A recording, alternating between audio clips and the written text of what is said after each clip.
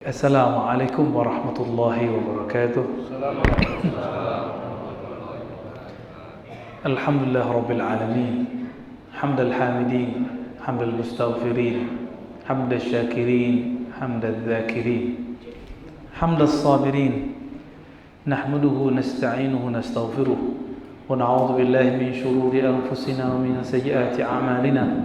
May yahdihillahu fala mudilla lahu wa may yudlil fala hadiya lahu. Ba'd. Allahumma akhrijna min zulumatil wahmi wal jahli ilal ma'rifati wal ilmi, amin ya rabbal alamin.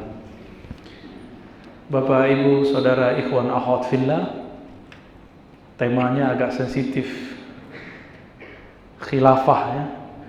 Ini yang genit Ustadz Alnof itu ya. Itu yang nyariin judul beliau itu. Al-khilafah ya.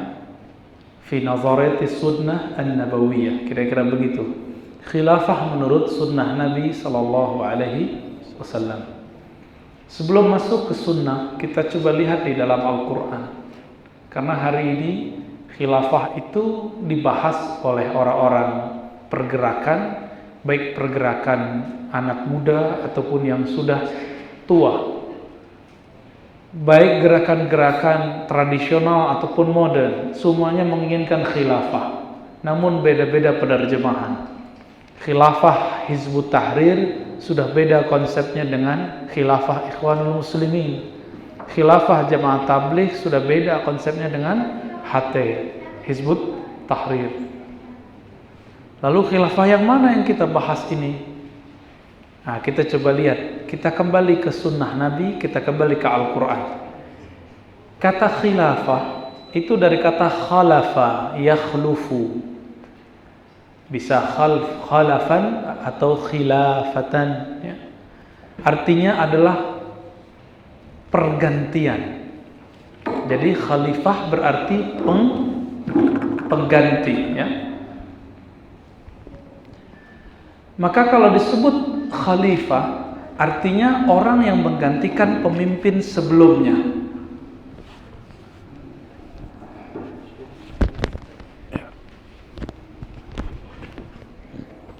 Jadi kalau disebut khalifah, contohnya Abu Bakar As-Siddiq dapat gelar Khalifatul Rasul, cuma Abu Bakar As-Siddiq, enggak ada yang lain.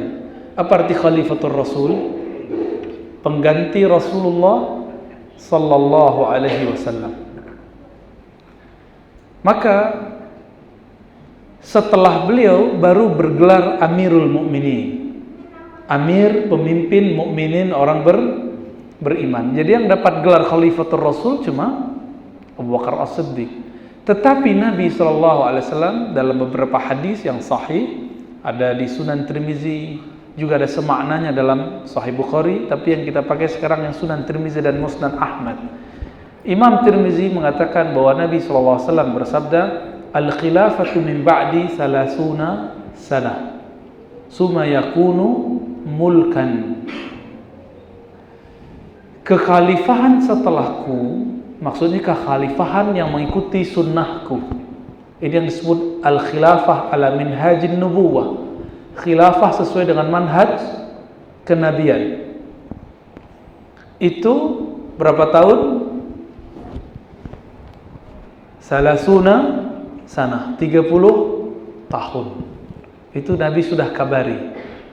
Oleh karena itu kita hitung dari zaman Abu Bakar sampai ke Khalifah Ali, dan jumlahnya emang 30 tahun ya. Jumlahnya 30 tahun.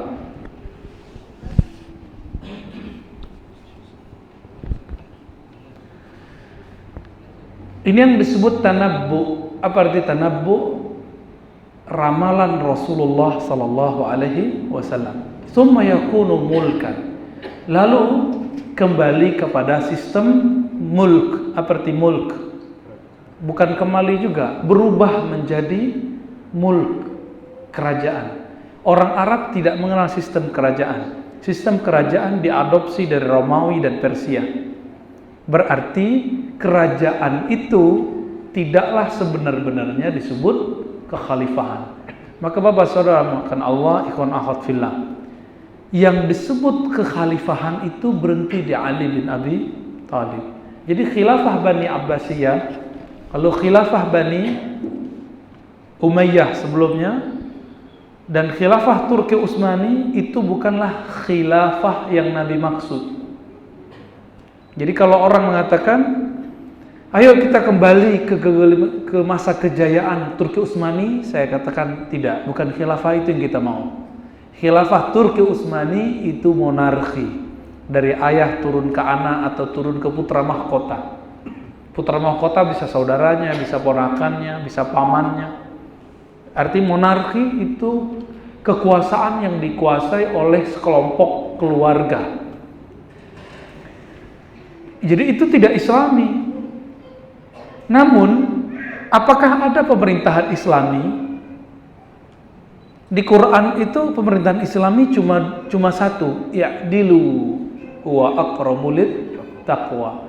Berbuat adillah engkau, itu lebih dekat kepada ketakwaan. Oke, itu di hadis. Sekarang kita rujuk kepada Al-Quran yang lebih otentik. Di Quran kalimat khalifah muncul 2 kali. Berapa kali? Antum cek sendiri ya. Khalifah muncul 2 kali.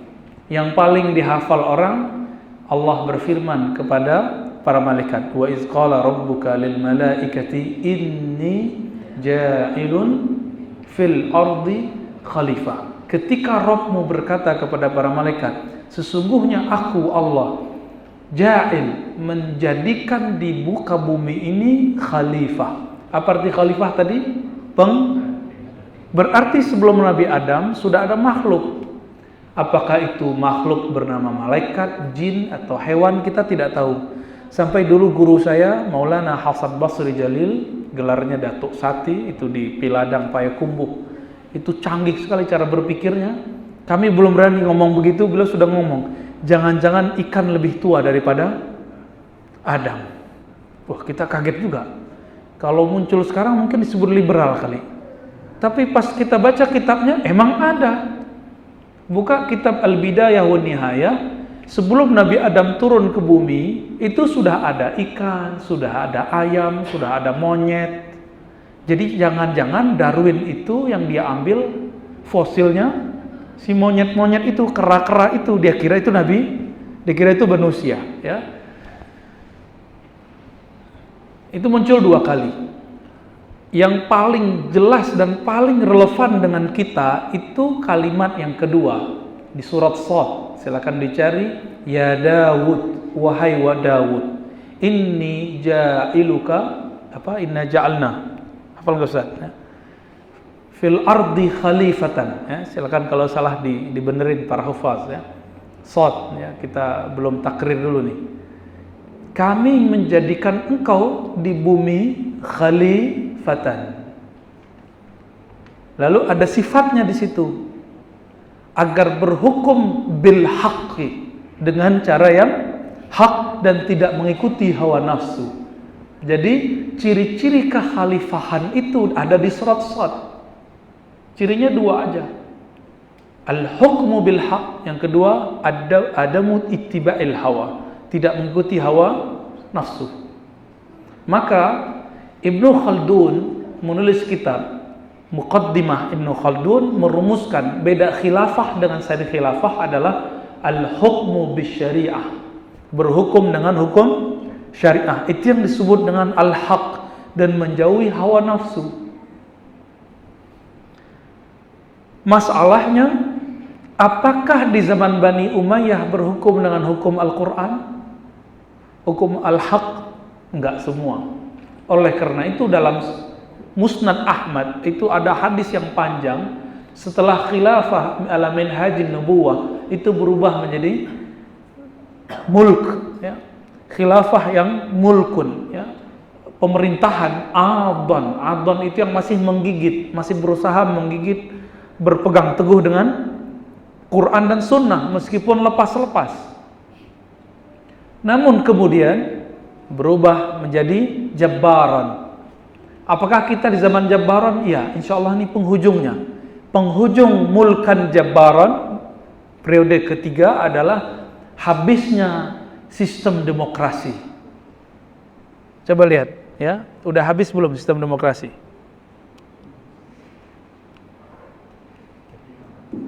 Ya, sistem demokrasi, ya, tadi kita salah sebut kali ya, habisnya sistem monarki. Habisnya sistem, karena monarki itu yang Nabi katakan, summa yakunu mulkan. Lalu setelah khilafah terjadilah, ini udah mati suri ini Ustaz. Menjadi mulkan, monarki, kerajaan turun dari ayah ke anak atau dari raja ke putra mahkota. Oleh karena itu, saya mau ngajak kita berpikir serius. Imam Mahdi itu kata Nabi siapa? Ismuhu ka ismi, namanya seperti namaku, nama ayahnya seperti nama ayahku. Dia akan mengembalikan minhaj nubuwah. Nabi Muhammad itu menurunkan kekhalifahan dari dirinya ke keluarga atau bukan? Abu Bakar keluarga Nabi bukan? Bukan. Mirip demokrasi enggak? Coba cek. Demokrasi siapa bisa jadi siapa? Mirip enggak? Maka jangan-jangan khilafah masa depan itu sistemnya demokrasi. Karena khilafah pernah menjadi sistem monarki, yang belum pernah sistem demokrasi.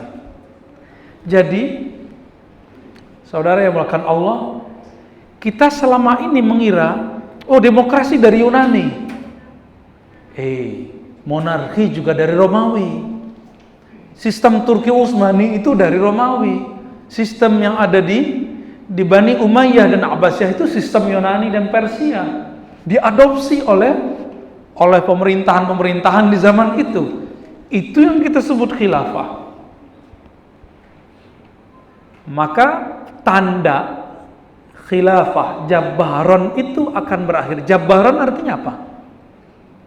Jabbar, Jabrun. Apa arti Jabrun?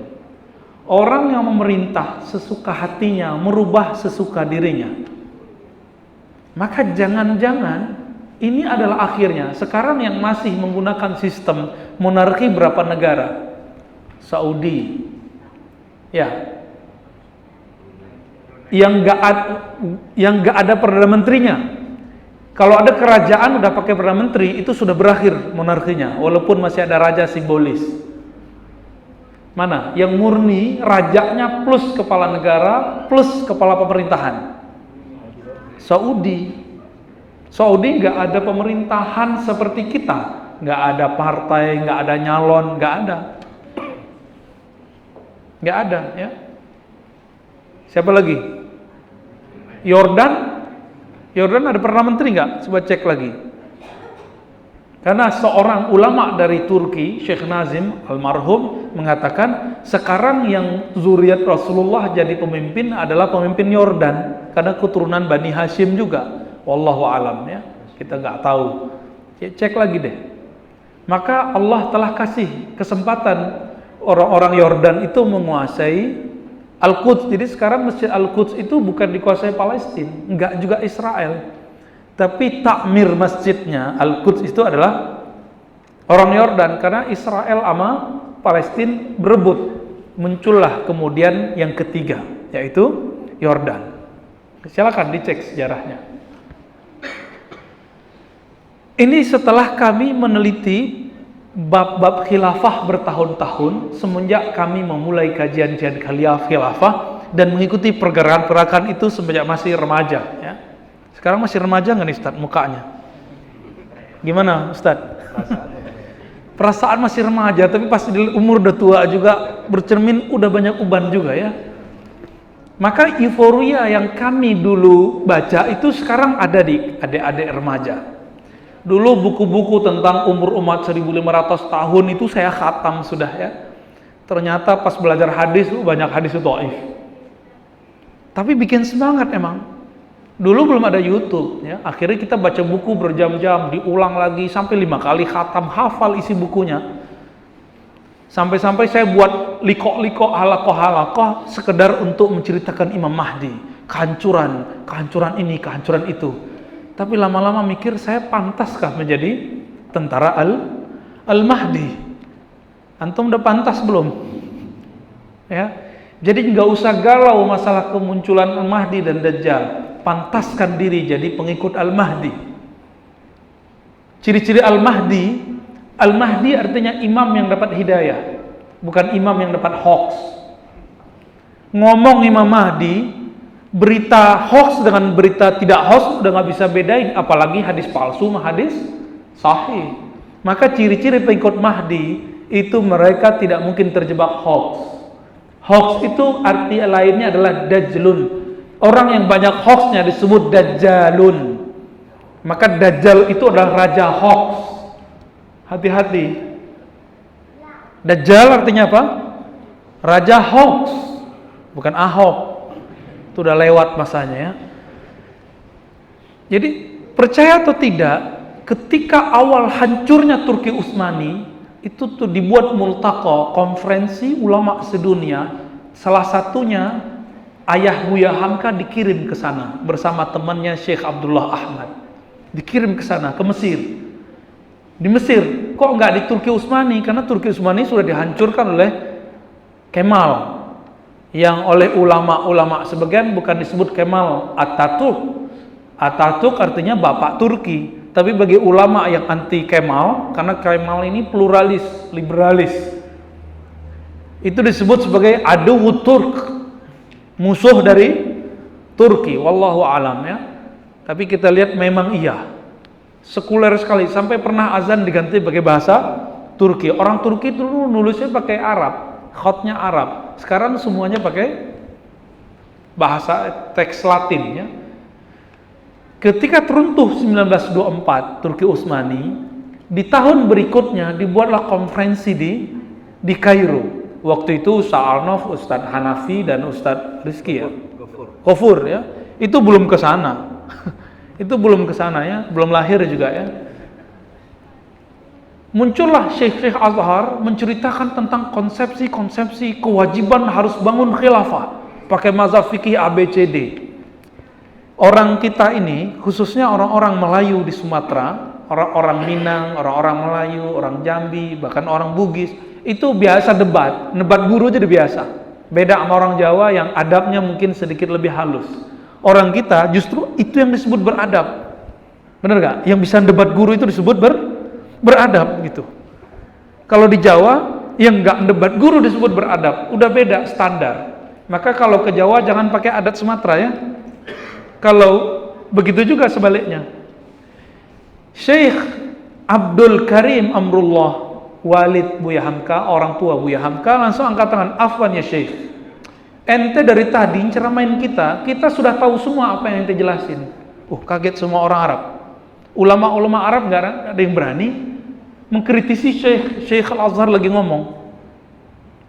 Akhirnya apa kata beliau? Udahlah, gak usah bahas ikhtilaf fikih lagi. Sekarang langkah konkretnya apa? Mau bikin apa multaqo ini? Mau membiarkan khilafah tidak berdiri? Mau lanjut saja ke daulah-daulah Islamiyah saja? Jadi pecahan dari khilafah itu cukup negara-negara, nation state, negara-negara bangsa, bukan negara khilafah. Akhirnya mereka debat lagi, nggak selesai lagi. Multaqo konferensi internasional itu tidak membuahkan apapun, tapi yang pasti mereka sepakat untuk tidak sepakat. Sepakat untuk tidak sepakat bangun khilafah, ataupun mereka sedang bingung, kita mau buat khilafah kayak gimana? Kenapa? Yang ikut konferensi cuma ulama, umaroknya nggak ada. Walhasil konferensinya seperti asap, nggak ada hasilnya. Tapi karena beliau berdebat, diundanglah ke Al-Azhar, lalu diminta presentasi, ternyata Syekh Abdul Karim ini lama ngaji di Mekah dan pernah ngajar di Mekah. Murid Syekh Ahmad Khatib Minangkabau dan murid juga Syekh Bakri Syata. Walhasil fasih Arabnya luar biasa, karyanya juga bagus, didaulatlah saat itu dikasih doktor honoris causa dari Al-Azhar, doktor pertama. Ketika beliau pulang, beliau tidak pernah menyuarakan ayo bangun khilafah seperti khilafah Turki Utsmani. Nggak bisa lagi sudah. Lalu gimana? Kita lanjutkan negara ini dengan negara yang Islami. Maka mereka berjuang. Anaknya Buya Syekh Abdul Karim yang namanya Hamka berjuang di Masyumi. Masyumi, sebelum Masyumi partai itu adalah tim musyawarah besar ya umat Islam sebelum ada Istiqlal Indonesia, sebelum ada Indonesia merdeka, itu sudah ada majelis tinggi disebut Masyumi juga. Namun setelah merdeka baru disebut partai Masyumi. Ketika Piagam Jakarta berapa orang muslimnya? 8 muslim, 1 non muslim. Di situ ada anak dari Hadratus Syekh Hasyim Asy'ari. Ya. Di situ ada ulama-ulama besar.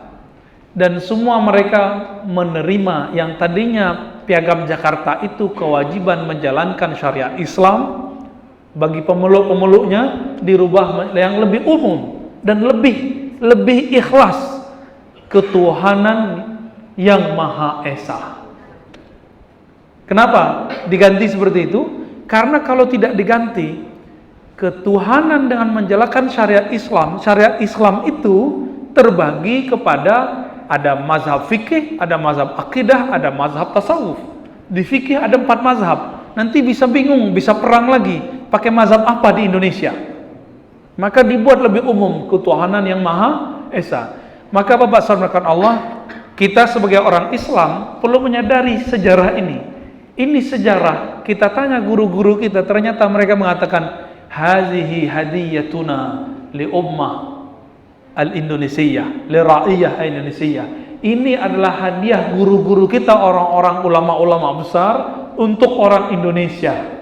Diganti kalimat pertama itu menjadi ketuhanan yang Maha Esa. Sama nggak dengan Qul Huwallahu Ahad? Mirip? Sama nggak? Sama sebenarnya.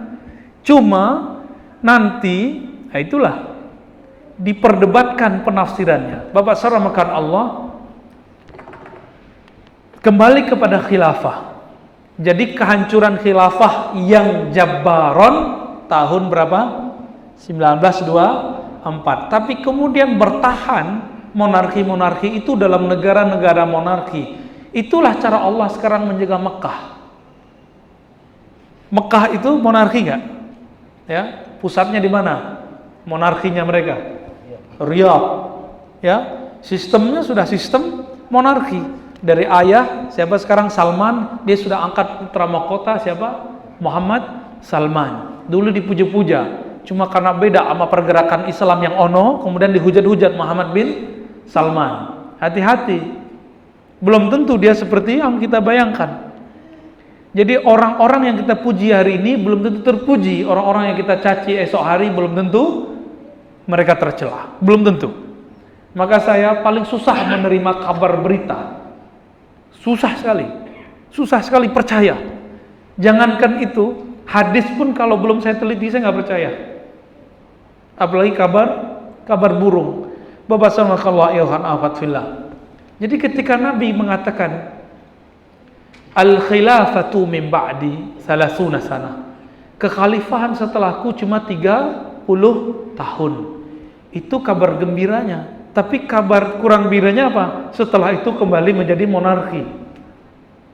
Monarki ini dibagi 2 dalam hadis Imam Ahmad. Monarki yang masih megang syariat, yang kedua monarki yang jabbaron, otoriter. Dan zaman itu sekarang sudah mulai berkurang. Bapak Ibu yang melakukan Allah, meskipun saya tidak nyoblos presiden yang baru dilantik ini, karena saya nggak ada urusan sama dia, ya. Tapi saya kemana-mana ceramah nggak pernah ditangkap. Artinya, siapapun presiden di Indonesia itu sudah nggak otoriter amat. Maka Indonesia sudah siap untuk menyambut Imam Mahdi. Itu maksudnya. Tapi negeri-negeri yang masih monarki itu belum siap. Maka nanti ciri-ciri Imam Mahdi akan datang, negara-negara Islam di dunia akan hilang semua monarkinya. Kenapa? Nabi sallallahu alaihi wasallam mengatakan akan muncul khilafah ala minhajin nubuwah yang tidak monarki lagi. Tapi sayang sekali, ini kabar kurang sedapnya. Itu cuma 7 sanawat, itu cuma 7 tahun. Jadi Imam Mahdi nanti berkuasa cuma 7 tahun. Itu sedihnya. Namun jangan sedih dulu ya. Antum sampai ke zaman itu juga belum tentu ya. Jangan sedih dulu lah ya. Dan hadis-hadis ini rata-rata hasan. Namun tidak ada hadis yang sahih yang menyebutkan bahwa tanggal berapa, tahun berapa. Oleh karena itu, semua hadis yang mengatakan tahun 1441, 1000 berapa itu semua hadisnya dhaif, palsu. Nggak ada. Ya. Kita nggak usah percaya itu. Nah, ini yang harus ditegaskan, ya. Maka nggak usah galau masalah Imam Mahdi. Kembali ke Nabi sallallahu alaihi wasallam. Nabi mengatakan apa tadi? Kekhalifahan setelahku 30 tahun. Kita cek. Sistem kekhalifahan di zaman Nabi, bukan di zaman Nabi, di zaman khalifah yang 30 tahun itu apa saja? Kita cek. Abu Bakar As-Siddiq dipilih langsung bukan? Dipilih langsung bukan? Dipilih langsung. Itu adalah demokrasi pertama dalam Islam. Lebih demokratis daripada Yunani. Maka jika sekarang kita milih langsung, kita bukanlah meniru orang-orang Yunani. Kita sedang menghidupkan kembali kejayaan politik di zaman Abu Bakar As-Siddiq. Milih langsung. Dengan teknologi sekarang itu sangat mungkin. Sangat mungkin. Dulu langsung aja, langsung. Aku baiat engkau wahai Abu Bakar, langsung semuanya. Dan itu lebih dahsyat daripada nyoblos. Karena nyoblos masih bisa curang katanya ya. Wallahu alam. Kan sudah disidang. Oke lah, kalau sudah disidang kita serahkan kepada Allah. Kita serahkan kepada Allah. Kalau mereka emang bohong, Allah hisab. Kalau enggak, kita korban hoax. Antum yang mana? Nah, maka ya sudah, kita move on aja ya. Kita tinggalkan persoalan itu. Abu Bakar wafat, Umar dipilih. Sistem pemerintahan untuk pemilihannya apa? Sistem pemilihannya. Abu Bakar wafat, apa kata Abu Bakar? Kalau aku meninggal, maka Umar yang naik. Itu sistem apaan tuh? Ada nggak di monarki? Nggak ada. Ada nggak di demokrasi? Nggak ada. Ini namanya wasiat. Wasiat. Kalau monarki pakai putra mahkota, nggak pakai wasiat. Oke? Itu udah 2 sistem. Udah 2 sistem khilafah. Apakah mereka ahli bid'ah? Enggak. Nabi enggak pernah ajarkan dan ini amrun maftuh. Ini perkara terbuka. Yang ketiga, Umar sebelum wafat, beliau sudah kumpulkan orang-orang Arab sekitar Mekah, Madinah yang kemudian dipilih perwakilannya. Ada perwakilannya Abdurrahman bin Auf, ada Talha, Zubair, ada Ali, ada Utsman. Ya, disebut dengan tim formatur atau ahlul hil wal aqd. Wal aqd atau al aqd Ustaz. Al aqd ya. Al-hil wal-aqd, yang bisa nurunin sama mengakadkannya. Kita sebut hari ini MPR. MPR itu mereka perwakilan masyarakat yang punya hak mengangkat dan menurunkan, persis sama. Tapi ternyata sistem itu juga sudah pernah ada di Yunani. Pertanyaannya, apakah Umar adopsi? Kita nggak tahu. Umar adopsi atau tidak, kita nggak tahu. Setelah Umar wafat, maka orang-orang perwakilan ini mundur semua kecuali Ali dan Utsman. Abdurrahman bin Auf mundur, Talha mundur, Zubair mundur, mengatakan apa? Kami tidak berhak, kami masih muda dibandingkan Anda, walaupun mereka sudah tua. Waktu itu Utsman umurnya 70 tahun, Ali masih muda. Hasilnya Ali pun kemudian menghormati yang tua. Siapa? Utsman, karena Utsman pernah menikahi 2 putri Nabi, sedangkan Ali hanya menikahi 1 putri Nabi. Jadi lebih mulia mana tuh? Wallahu alam. Nanti debat lagi ya. Akhirnya Utsman jadi khalifah. Inilah mulai fitnah pertama dalam Islam. Ketika Utsman memerintah, Utsman ini kan orangnya lembut dan banyak inovasi. Inovasi kita sebut bid'ah. Tapi bid'ah kan kita sudah bahas, tidak semua bid'ah itu Sesat. Dia buat azan 2 kali, dia pugar masjid, dia kumpulkan Quran, disalinlah Quran. Para nabi tidak pernah melakukan itu. Tapi tidak ada yang berani mengatakan, "Hei Utsman, ente ahli bid'ah." Nggak ada yang berani. Nggak ada yang berani. Akhirnya Utsman mengirim anak Abu Bakar, Muhammad bin Abu Bakar, untuk menjadi gubernur di Mesir. Tapi di tengah perjalanan tiba-tiba ada penyusup.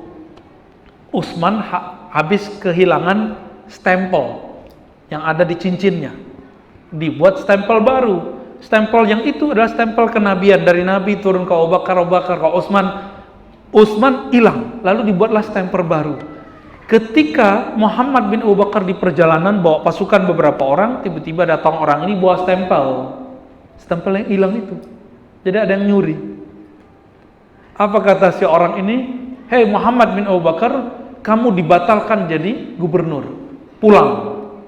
Pulanglah." Muhammad bin Abu Bakar terima, tapi pengikutnya tidak terima. Nah, kadang-kadang emang yang merusak imam itu pengikutnya. Yang merusak ustadz itu orang kiri kanan sampingnya. Kadang-kadang begitu. Coba aja antum lihat. Muhammad bin Abu Bakar dikompori, "Masa kamu sudah diangkat? Kamu kan anak khalifah pertama." Terus tiba-tiba diberhentikan. Ini Utsman nggak bener ya. Akhirnya pasukan itu bawa kawan-kawannya ke Madinah. Rumah Utsman dikepung 40 hari 40 malam. Di hari ke-40 Utsman bermimpi ketemu Nabi, ingin menjemputnya. Diceritakan ke Abu Hurairah, dan ternyata kata Abu Hurairah, hari itu adalah hari wafatnya Utsman setelah ditusuk berkali-kali, dikeluarkan isi ususnya, dan Utsman masih bisa hidup, masih bisa baca Quran. Qurannya masih ada bercak darahnya. Itu Quran cuma disalin dulu 6 eksemplar, 6 buah. Sekarang Quran kita udah di mana-mana ya, bahkan ada di Android. Bapak saudara Allah, maka perpindahan Utsman ke Ali mirip dengan Umar ke Utsman, mati dulu. Tapi matinya dibunuh. Umar dibunuh, Utsman dibunuh. Saya tanya, pembunuhan khalifah itu bagian dari ajaran khilafah enggak? Enggak kan? Enggak masuk. Itu enggak masuk. Jadi biar kita ganti khalifah, bunuh dulu dia, enggak masuk. Ya. Maka dulu ada Syekh Ali Abdul Razik. Itu dia enggak mau kembali ke kekhalifahan. Karena mengatakan apa? Jangankan kalian, sahabat Nabi pun berdarah-darah ketika mempertahankan kekhalifahan. Akhirnya beliau dicopot dari gelar keulamaannya. Karena enggak mau kembali kepada kekhalifahan, ya. Akhirnya Utsman wafat, yang tersisa dari ahlul halli wal aqdi siapa? Ali bin Abi Thalib. Maka Talha Zubair yang merupakan pengikut Utsman langsung baiat. Tapi sedihnya, itu Utsman dibunuh kapan? Utsman dibunuh di musim haji bulan Zulhijjah.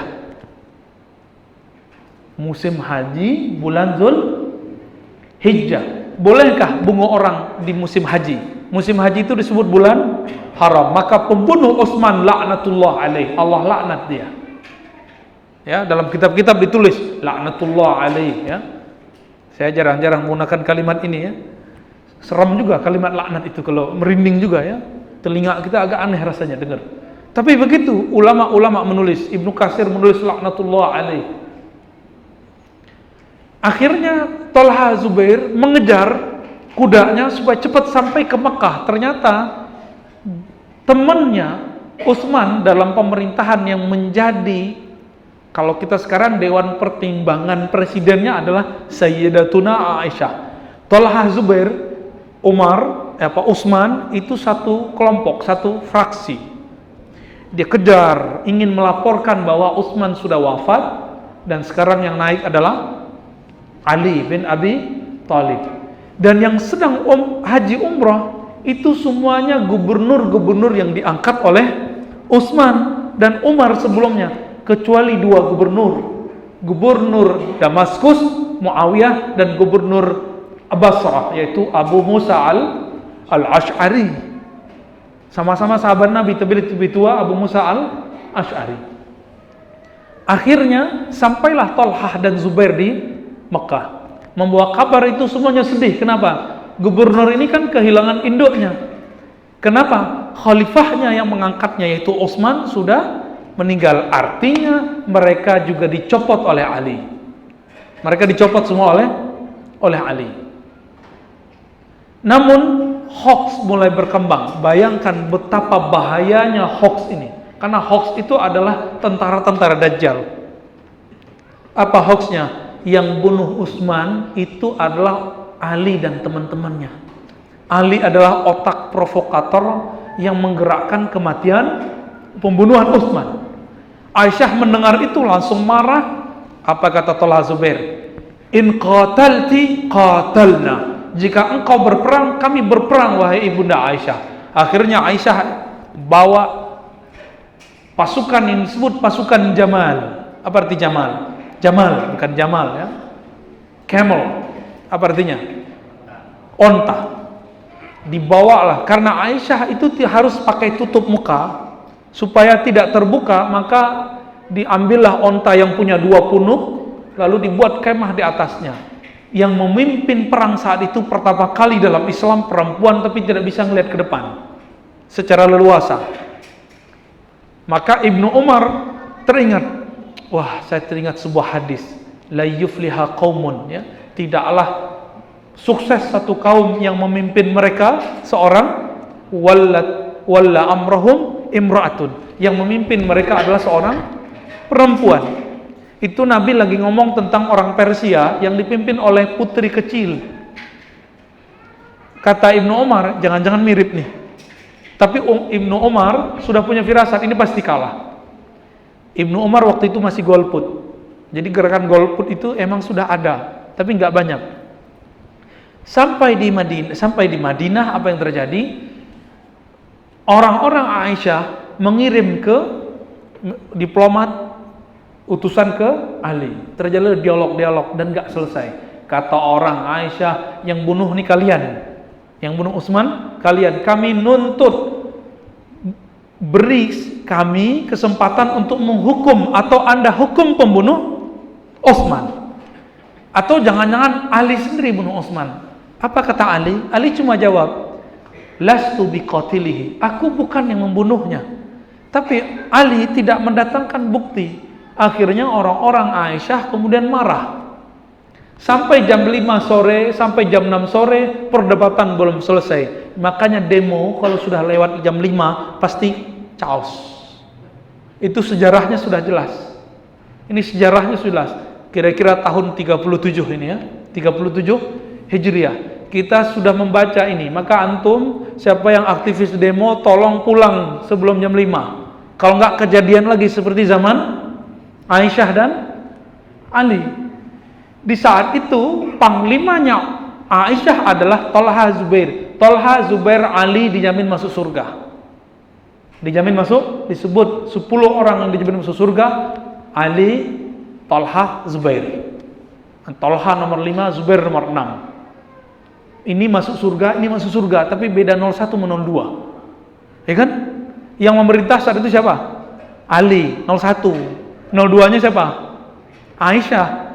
Ada 2 orang dijamin masuk surga di kalangan Aisyah. Siapa? Thalha dan Zubair.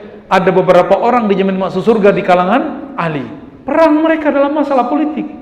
Nah, ini penting kita garis bawahi, bahwa jaminan masuk surga tidak membuat orang sama dalam bab politik. Ini antum percaya atau tidak? Percaya atau tidak? Ini buktinya. Terbenam matahari, tiba-tiba ada penyusup provokator. Saya curiga itu adalah orang yang disusupi oleh Abdullah bin Sabah. Karena Abdullah bin Sabah itu dulu orang yang ingin memprovokasi Utsman, tapi Utsman usir. Lalu dia mendekati Ali, tapi Ali karena terbuka diterima aja. Akhirnya Thalha dibunuh. Aisyah mendengar Thalha dibunuh. Gimana? Kalau kita lagi rame demo, ada yang teriak perang, satu aja yang teriak, oh itu bisa ramai itu. Bisa semuanya bunuh-bunuhan. Ini yang disebut provokator. Ada satu lempar batu, semuanya ngambil batu, udah jempal jamroh aja ya. Ya Allahu Akbar. Soalnya juga Allahu Akbar. terjadilah bunuh-membunuh dan wafatlah sekitar 5.000-an orang. 2/3 dari kelompok Aisyah, 1/3 dari Ali. Mau begitu diulang lagi? Mau diulang lagi nggak? Saya nggak mau. Ya, maka kita tidak menfatwakan. Kita ngikut ulama kita ya. Kita tidak menfatwakan demo itu haram, tapi kita memfatwakan anarkis haram. Sepakat?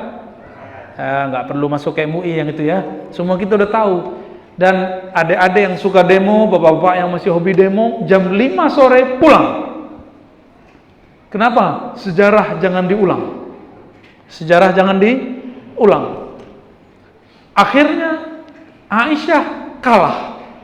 Ali kemudian disebutkan dalam sejarah yang sahih mengatakan kepada istri Nabi, "Wahai ibunda Aisyah, sudahlah, kita cukupkan perang. Sudah banyak yang mati. Aku antar engkau ke tempat." Akhir dikawal oleh banyak orang ke rumah Aisyah. Semenjak saat itu Aisyah kemudian lebih banyak diam dalam masalah politik. Tapi ternyata Aisyah punya konflik lama dengan Ali. Antum pernah dengar hadisul ifki? Hadis mengenai Aisyah dituduh berselingkuh. Pernah? Lalu Ali mengatakan ke Nabi, Aisyah di kamar. Apa kata Ali? Ya Rasulullah, talikha. Udahlah ya Rasulullah, talak saja Aisyah. Kan banyak cewek-cewek di Madinah. Banyak aww di Madinah. Apa kata Nabi? Nabi diam. Nabi nunggu wahyu. Aisyah dengar. Nah, ini kalau istri-istri antum itu dengar ya.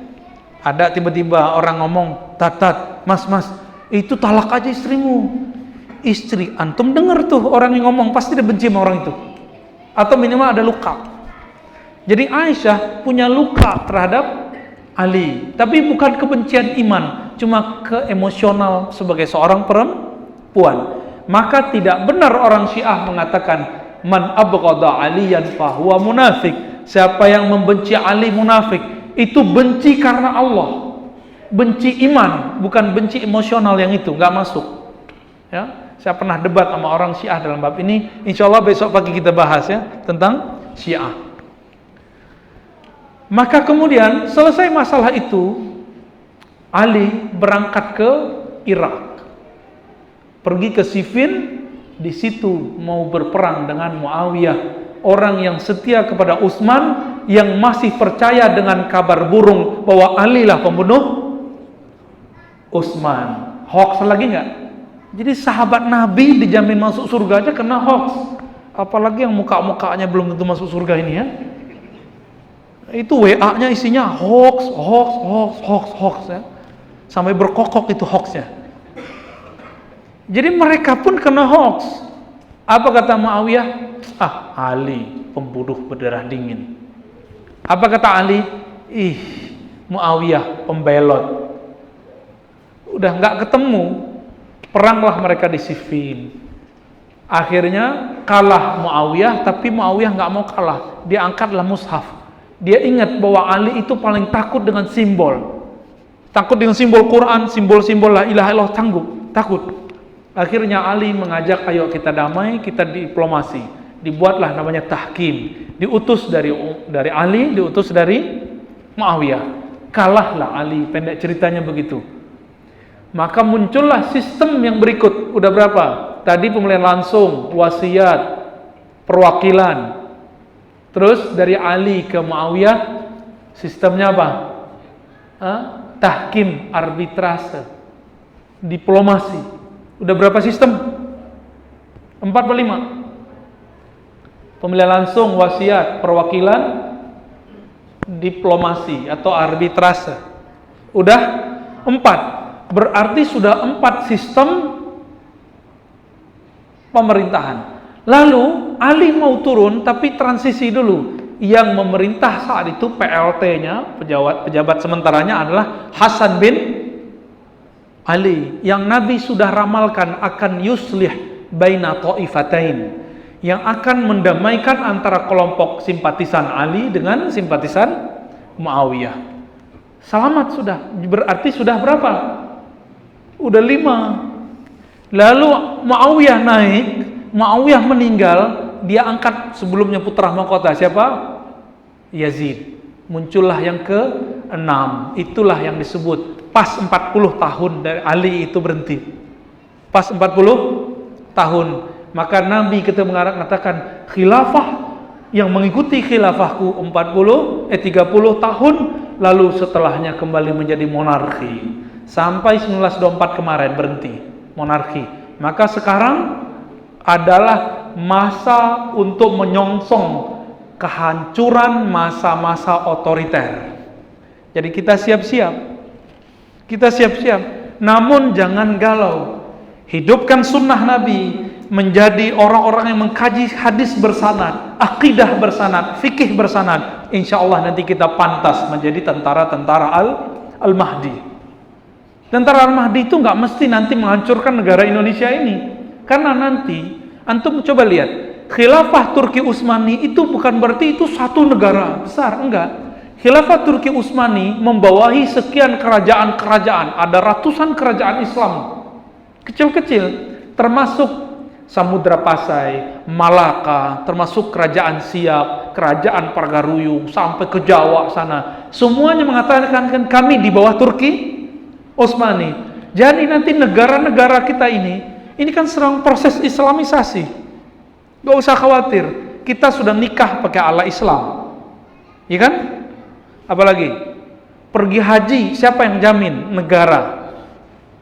Kalau di negara lain enggak, haji kita paling murah sedunia, Pak. Paham enggak?